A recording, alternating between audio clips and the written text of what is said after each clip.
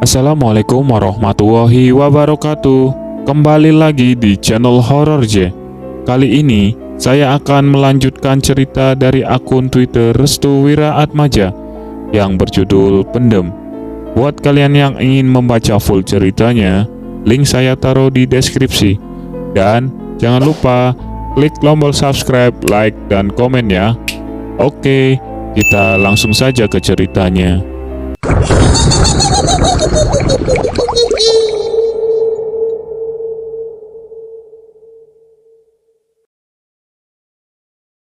Tangisan Didi masih terdengar dengan jelas. Agung dan Wastari masih bertanya-tanya terkait apa yang baru saja dilihat oleh Didi. Sementara itu, Pak Salim meminta kepada Agung dan Wastari untuk tinggal sementara di rumahnya sampai keadaan benar-benar aman. Malam ini kalian nginep dulu aja. Besok kalian boleh pulang ke tempat kalian untuk memikirkannya lagi. Apakah kalian akan tinggal di sini selamanya atau tidak? Ucap Wak Salim. Wastari mengangguk paham. Dirinya tahu jika keselamatan Didi adalah yang lebih utama. Apalagi Didi yang dilahirkan tepat di weton Selasa Kliwon disebut-sebut sebagai weton yang membahayakan. Weton Selasa Kliwon sendiri memiliki keunikan dari weton yang lainnya, terlebih lagi pada weton Jumat Kliwon. Orang yang terlahir di weton Selasa Kliwon memiliki kelebihan yang tidak bisa disangkal. Terkadang mereka mampu merasakan hal-hal yang sensitif lewat sudut pandang mereka sendiri. Akan tetapi, perbedaannya juga tergantung dari kemampuan orang itu sendiri. Terkadang, ada yang mampu melihat dengan sayup-sayup bayangan yang melintas. Ada juga yang konon bisa mencium aroma busuk dari sosok-sosok yang berada di sekitaran. Atau mungkin bisa merasakan perbedaan hawa yang dihuni oleh makhluk gaib atau tidak. Karena itulah, weton Selasa Kliwon sangat disukai oleh orang-orang yang berkeinginan untuk mencari tumbal pesugihan untuk dirinya sendiri.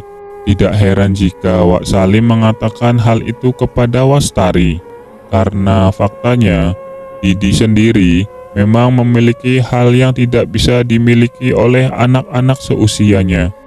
Malam itu juga mereka menginap di tempat Wak Salim, yang tak lain adalah rumah dari almarhum orang tua Wastari. Di dalam rumah itu terdapat 3 kamar. Agung dan Wastari menempati ruangan yang ada di bagian depan, yang nantinya akan bersebelahan dengan kamar milik Didi.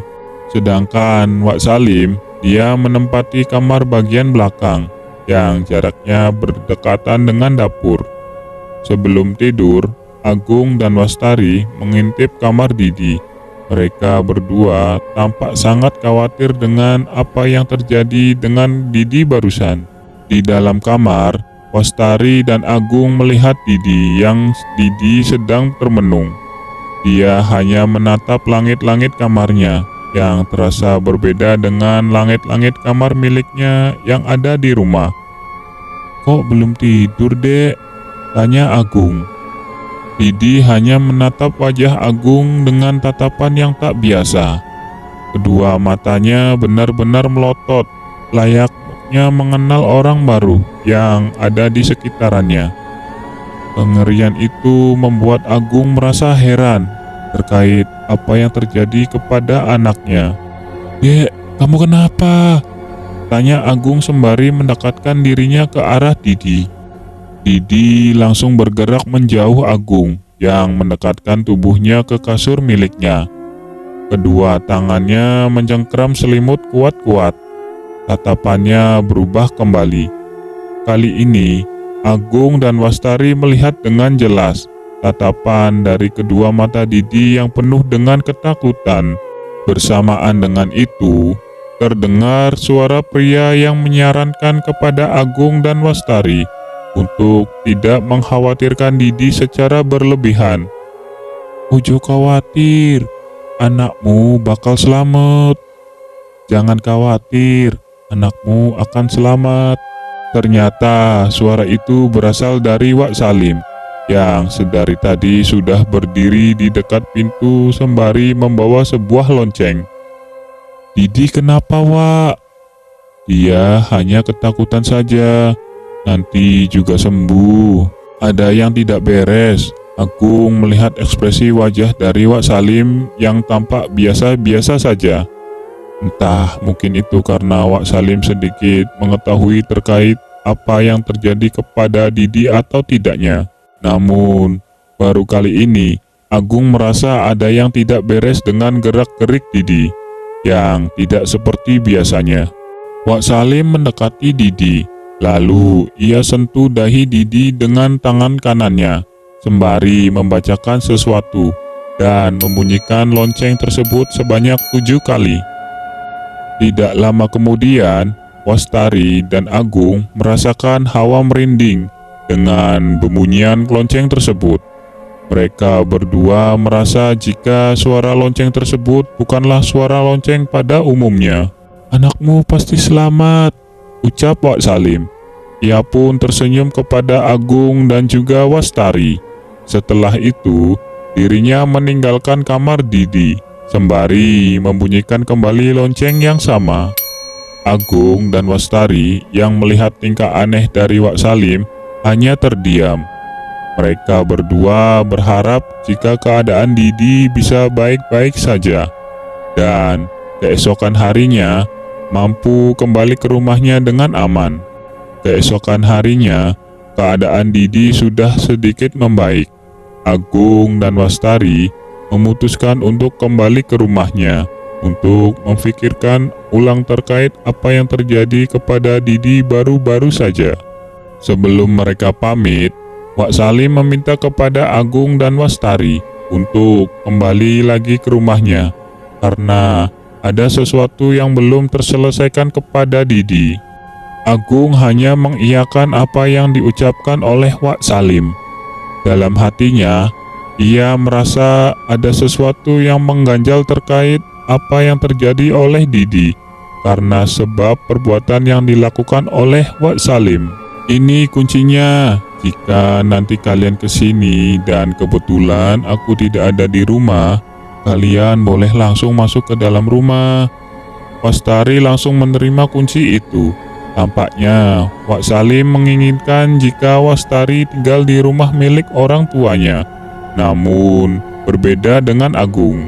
Benak hatinya semakin yakin jika apa yang dikatakan oleh ibunya memang benar. Ia mesti berhati-hati terhadap seseorang yang berada di sekitarannya, termasuk kepada orang-orang yang memiliki latar belakang buruk terhadap keluarganya. Hari itu juga, Agung dan keluarga pun kembali ke rumah. Mereka sudah mengetahui sisi rumah dari orang tua Wastari. Mungkin Agung membutuhkan saran kepada orang tuanya lagi untuk bisa menempati rumah yang tergolong aneh itu. Mobil mulai terhenti ke sebuah sudut rumah.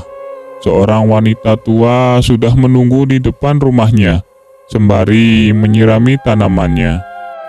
Ibu Nani sudah menantikan kehadiran Agung dan yang lainnya. Tampaknya senyum manis yang dihadirkan oleh Ibu Nani tatkala cucu kesayangannya langsung berlari ke arahnya suatu turun dari mobil. "Nenek, waduh, cucu kesayangan nenek." Wastari menurunkan beberapa barang yang ada di mobil. Agung membantunya menurunkan barang-barang yang dibutuhkan oleh Wastari. "Agung, Wastari, ayo nak, kita masuk dulu." Sore itu, suasana sedikit mendung. Angin juga berhembus seperti tidak biasanya. Entah ada pertanda apa. Akan tetapi, Ibu Nani telah dulu menutupi semua rumahnya untuk menghindari hal-hal yang tidak diinginkan. "Bagaimana? Kalian sudah survei tempatnya?"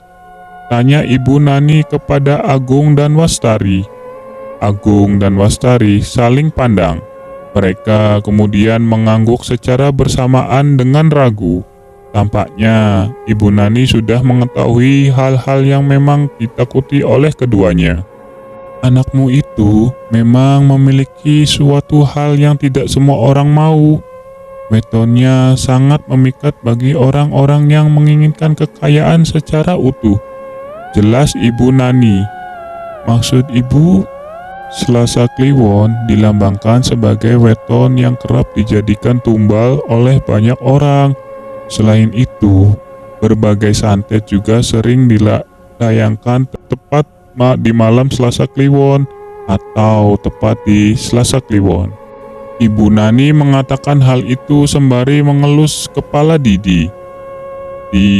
Tidak berselang lama, Didi mulai tertidur tepat di pangkuan neneknya. Kamu bawa dulu anakmu ke kamar. Malam ini kita coba obrolkan terkait kejanggalan terkait pamanmu itu. Tari. Wastari mengangguk. Tapi sebelumnya, tahu dari mana ibu nanti perihal Wak Salim? Selama Wastari dan Agung menikah, keduanya belum sekalipun memperkenalkan Wak Salim kepada Ibu Nani. Bahkan Agung pribadi, dia baru tahu jika Wak Salim adalah adik dari ayah Wastari. Entah memang secara kebetulan Ibu Nani mampu memprediksi hal itu atau memang ada sesuatu yang tidak diketahui oleh Agung sendiri. Setelah Wastari membawa Didi ke kamar, ia kemudian kembali lagi ke ruang tamu untuk membahas sesuatu yang belum diketahui olehnya dan juga Agung. Kalian tahu, ada beberapa santet yang pernah menyerang keluarga sampai-sampai bapak meninggal dunia, ucap Ibu Nani. Agung dan Wastari hanya menyimak apa yang nantinya disampaikan oleh Ibu Nani.